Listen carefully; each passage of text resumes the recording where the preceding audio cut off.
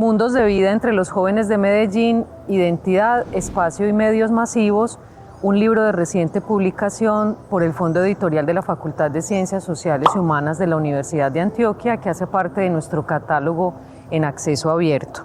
Nos acompaña hoy su editor académico y coautor, el profesor Darío Blanco, quien es antropólogo, especialista en cultura, magíster en ciencias antropológicas y doctor en ciencia social con especialidad en sociología. Darío es profesor del Departamento de Antropología de la Universidad de Antioquia y miembro del Grupo de Investigación y Gestión sobre el Patrimonio. Darío, bienvenido. Cuéntanos un poco cómo surge la idea de este libro, que es un trabajo colectivo también con otros docentes, no solo de la Universidad de Antioquia, sino de otras instituciones. Diana, gracias por la invitación y al Fondo Editorial. El libro Mundos de Vida es un proyecto que yo tenía en mente hacía ya muchos años. Hay un libro de la década de los 90 de un profesor argentino, Mario Margulis, que trabaja las juventudes en Buenos Aires en la noche. Entonces, es un libro que cuando yo lo leí, en algún momento en una investigación hace mucho tiempo me impactó, y yo tenía como esa idea de hacer algo así desde hacía mucho tiempo. Cuando logré, digamos, después de unos años aquí en la universidad, tener la posibilidad de un año sabático, pensé que era como una buena oportunidad para llevar ese proyecto a cabo, y mirando, digamos, la alacena y viendo qué tenía, me he dado cuenta que en esos años pues había trabajado temáticas juveniles y había, digamos, varios colegas que han estado conmigo que me podían acompañar en el proyecto. Entonces, de esa manera comencé a llamar a personas que ya habían trabajado conmigo anteriormente, que yo sabía que tenían experticia en ciertos temas de juventud en Medellín, y otros colegas, digamos, de otras facultades que también trabajan el tema, y así armamos como este proyecto. En realidad había mucha más gente y sobre el camino se fueron cayendo algunos temas, pero me parece que lo que finalmente logramos presentar es un libro, digamos, bastante articulado, bastante redondo sobre los mundos de vida de los jóvenes. Porque, y es una de las preguntas que te haces en la introducción, ¿por qué estudiar los mundos de vida de los jóvenes de Medellín? Es una pregunta muy interesante y que te agradezco, porque en el momento que grabamos esto llevamos 30 días, digamos, de un paro nacional y de un conflicto exacerbado que no vivíamos probablemente desde la mitad del siglo XX en este país, y los grandes protagonistas son los jóvenes. Y hoy venía en el carro escuchando una emisora digamos, de los grandes medios, y el hashtag era ¿qué quieren los jóvenes? ¿Qué piensan los jóvenes? ¿Qué desean los jóvenes? Ahorita los medios están con el tema, digamos, intensamente tratando de entender qué pasa con los jóvenes, y tratan como tienden en dos miradas, pero sobre todo los grandes medios una, y es pensarlos como vándalos, como gente que no quiere estudiar, que no quiere trabajar, que quiere todo regalado, que ha sido una mirada consistente, adultocéntrica sobre los jóvenes. El libro en su momento intentaba justamente combatir esa mirada, y era tratar de entender desde esa posición de esos jóvenes, digamos, en un ejercicio empático, cómo vivían su mundo y cómo lo cargaban de significado. Hoy probablemente tiene más sentido que nunca este libro y esa mirada, porque ahí en ese libro, en la introducción, pues no en la introducción, sino en la panorámica, en la primera parte del libro, hay un apartado que a mí me gusta mucho, sobre una encuesta que hicimos. Preguntábamos a los jóvenes qué piensa usted de ser joven y qué piensa de ser adulto, y sobre esas respuestas hicimos una paráfrasis que no es producto, digamos, de nuestra visión como investigadores, sino es retomando esas intervenciones de esos jóvenes sobre qué pensaban ellos, y ahí planteaban cosas muy lindas sobre ser joven y ser adulto que me tienen pensando hoy frente a la coyuntura social y política. Señalan muchos de estos jóvenes frente a la idea de adultez y de juventud, que el adulto está demasiado preocupado por el día a día, está demasiado agobiado, tiene que solucionar todos los días algo, y en ese día a día se le van los sueños y no puede mirar al futuro. Y ellos se veían y decían, no, pero nosotros sí logramos alzar un poco la mirada y nosotros sí queremos un futuro. Hoy cuando ves qué está pasando en la calle, los jóvenes están peleando por su futuro y los adultos muchos estamos encerrados en las casas preocupados por nuestro presente. Entonces creo que ahí está probablemente uno de los grandes valores de poder entender esta juventud y el valor que podría tener para un lector este libro, sobre todo en este momento. Bueno, justamente cuando se lee el libro uno se da cuenta que hay una idea de juventud, ¿cierto?, que circula en las distintas voces que conforman el texto, que se opone de cierta manera a esa idea de la juventud en la que se han fundamentado muchos de los estudios como una juventud problemática, una juventud inclusive mirada en términos patológicos. ¿Cuáles son esas nuevas coordenadas o esas distintas coordenadas que los autores proponen en el texto para pensar la juventud más allá de esto? Hay como un énfasis en los estudios de juventud, se ponen cosas de moda y luego se apagan en la academia. Y los jóvenes fueron un interés muy marcado en la ciencia social en la década de los 90, asociado, digamos, a todo este problema que tuvimos de narcotráfico, de sicariato, digamos, ese momento muy difícil de Medellín, no de Medellín, sino de Metrallo, y en ese instante los jóvenes se vuelven un tema social porque se vuelven un miedo para la sociedad general. Probablemente a partir de lo que estamos viviendo ahora vamos a tener un resurgimiento de estudios de juventud de aquí a a un lustro, probablemente tengamos mucho estudio. En ese momento, como el joven se veía como un problema, entonces hay toda una orden grande de investigación, pero que va a tener ese perfil que señalas, Diana, del joven como problemático, violento, su sexualidad es como un problema para los adultos en general, todo muy pensado como en términos de salud pública, en términos de violencia, de cómo intervenirnos, una mirada absolutamente adultocéntrica desde la perspectiva de los adultos sobre la vida de los jóvenes. Este libro trata de voltear esa perspectiva y más bien pararnos desde esos mundos de los jóvenes y ellos cómo cargan de sentido, cómo significan, cómo de alguna manera articulan estos mundos de vida. Y es significativamente distinto pensar que la sexualidad es una exploración digamos, del propio cuerpo y también de la propia identidad y de la subjetividad, que pensar que es un problema que se va a volver en un embarazo no deseado que va a tener que atender la familia sobre sus hijos. Entonces son miradas completamente diferentes y aquí intentamos desde esta posición de los jóvenes subvertir o tener una mirada paralela, alternativa a esa mirada tan adultocéntrica que ha tenido, digamos, la investigación y la academia sobre la juventud. El libro está dividido en 4 bloques temáticos. Panorama juvenil es uno de ellos, la espacialidad de los jóvenes otro, jóvenes, medios y culturas juveniles y por último, nuevos escenarios juveniles. Cuéntanos de manera breve qué puede encontrar el lector en cada uno de esos bloques temáticos. Entonces el libro abre con una panorámica. La panorámica se basa en una encuesta que hicimos, más o menos con unos 500 jóvenes la contestaron, y la idea con esa, digamos, apertura es tener un panorama amplio de qué están pensando los jóvenes y de entender, digamos, en términos gruesos estadísticos, esa panorámica juvenil. Ahí hay cosas que salen muy, muy interesantes. Una, por ejemplo, refiere a la religiosidad. Cerca como más del 30, casi el 40% de los jóvenes que están ahí, digamos, encuestados, manifiestan ser agnósticos. Y otro porcentaje grande, como el 15%, ser directamente ateos. Las encuestas de juventud del año 2000 y una del 91 anterior, marcaban como un 80% de jóvenes católicos. Entonces lo que nosotros podemos encontrar es un movimiento muy marcado, muy potente, de alejamiento, digamos, de laicidad, probablemente de alejamiento de la religión y sí, de laicismo y secularización. Estos jóvenes ya no son tan religiosos. Ahí en esa panorámica podemos encontrar cómo los jóvenes están bastante empoderados sobre su sexualidad y su cuerpo.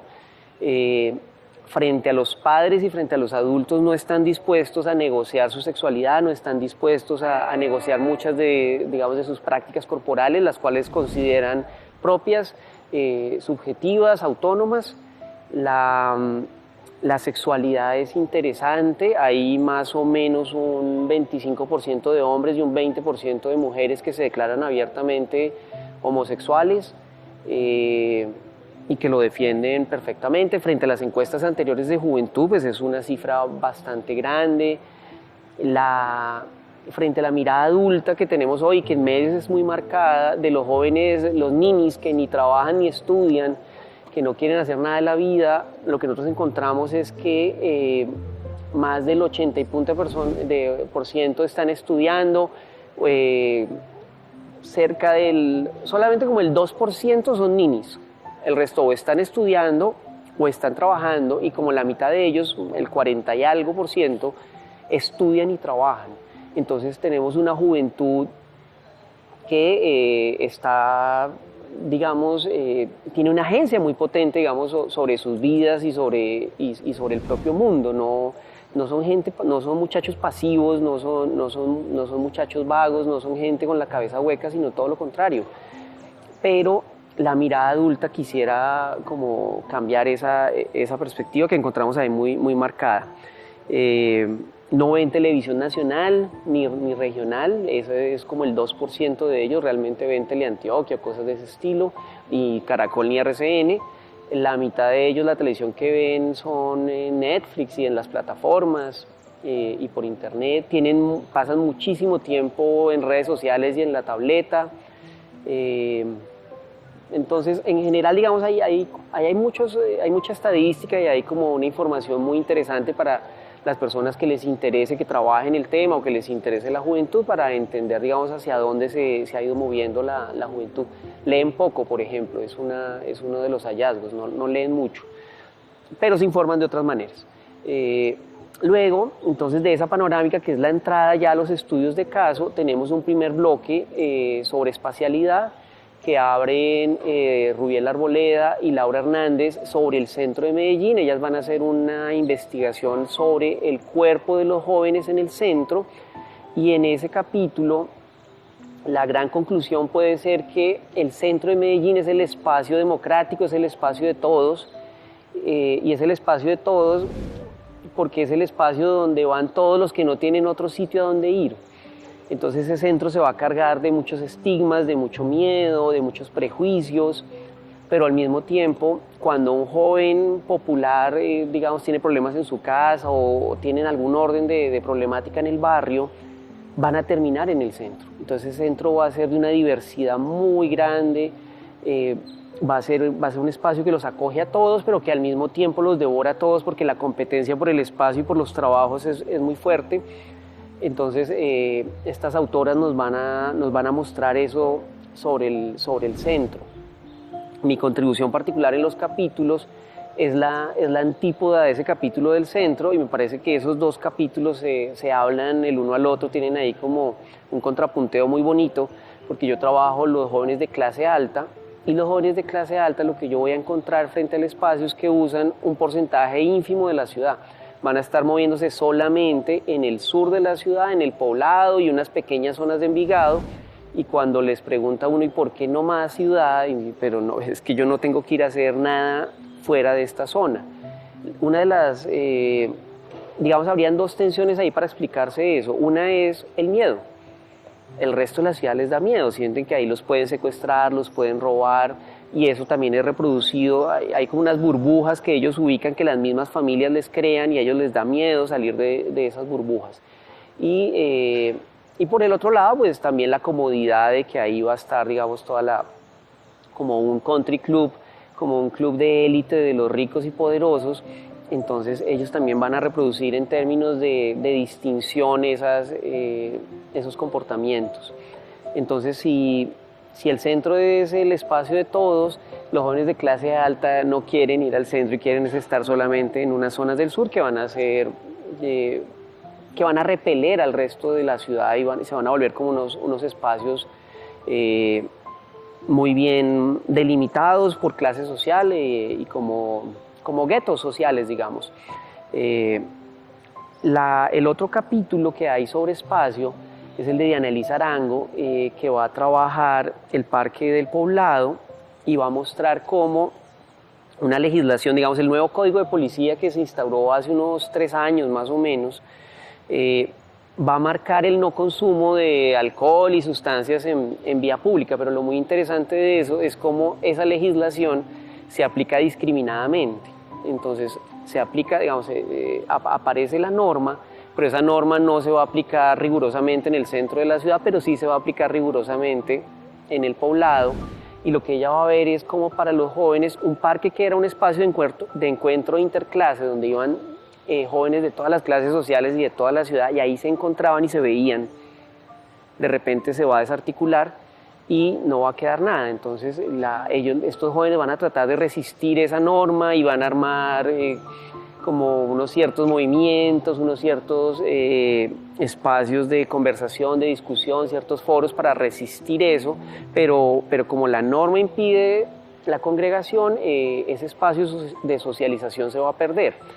Más adelante la Corte Constitucional tumba esa norma y Analiza logra también ver cómo se reconfigura nuevamente el espacio y los jóvenes vuelven a llegar ahí, se vuelven a encontrar y se recupera ese espacio de socialización. Simón Puerta Domínguez va a hacer un capítulo sobre los jóvenes en dos formatos, digamos, cómo los representa la televisión y cómo lo representa el cine. Él hace esa comparación que es muy interesante porque él va a decir, bueno, aquí hay una juventud modélica que es presentada por la televisión y una juventud anómala que es presentada por el cine.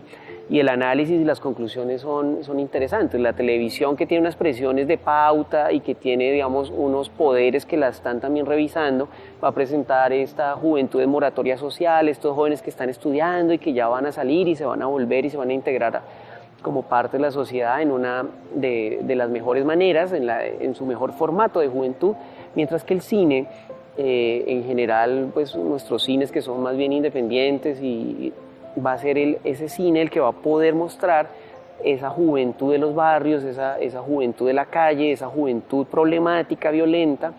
Entonces él muestra ese contraste ahí.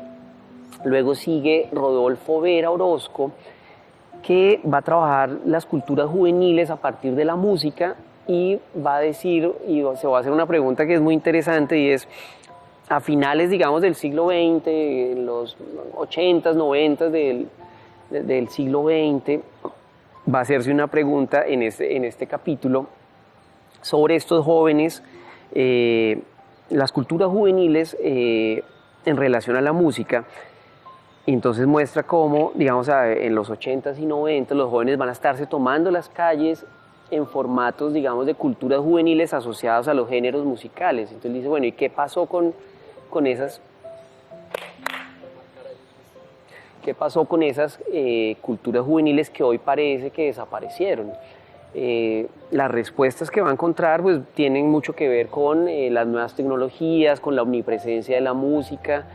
Antes la música era casi muchas veces como una droga que pasaba de mano en mano subterránea. Hoy un muchacho con un teléfono tiene acceso a toda la música del mundo en tiempo, espacio, en todos los tiempos, de todas las latitudes.